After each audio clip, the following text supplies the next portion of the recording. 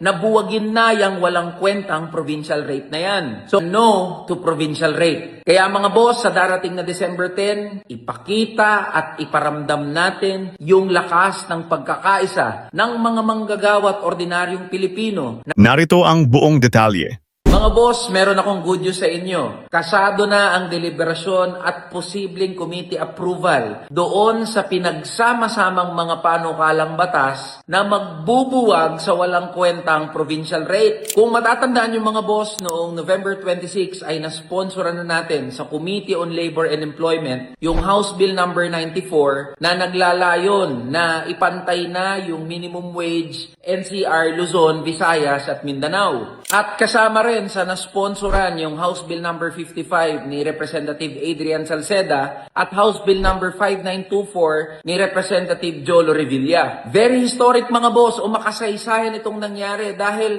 after 36 years, mula noong 1989 nang naging batas ang RA 6727. Yan yung batas kung bakit tayo may tinatawag na provincial rate. Ngayon lang sineryosong harapin, pag-usapan at posibleng pumasa yung batas na magpapawalang bisa diyan sa walang kwentang provincial rate na yan. At naging posible ito mga boss dahil sa walang kapaguran natin na pag-iingay, pangangalampag at pagkilos. Ngayon mga boss, kailangan ko po uli ng tulong at pakikiisa ninyo. Sa December 10 ay sasalang na sa committee deliberation and possible approval yung consolidated bill o pinagsama-samang mga panukalang batas na magbubuwag sa provincial rate. Kailangan po natin mga boss na ipakita at ipadama na malakas at napakainit ng suporta ng mga manggagawa at ordinaryong Pilipino dito sa panawagan natin na buwagin na yung walang kwentang provincial rate na yan.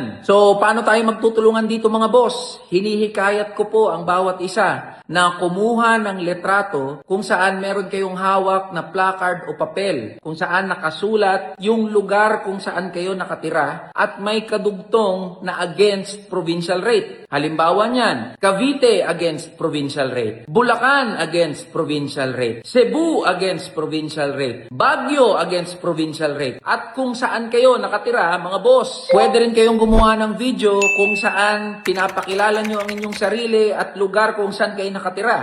At sinasabi na ayaw namin sa provincial rate. Para mas simple at mas madaling intindihin, nakikita nyo po sa inyong mga screen mga boss, yung instruction na po pwede nyong sundan. Huwag din nating kalimutan na gamitin yung ating official hashtag na no to provincial rate. Kaya mga boss, sa darating na December 10, ipakita at iparamdam natin yung lakas ng pagkakaisa ng mga manggagawa at ordinaryong Pilipino na gustong mabuwag na yung walang kwentang provincial rate. No to provincial rate. Laban lang tayo, mga boss.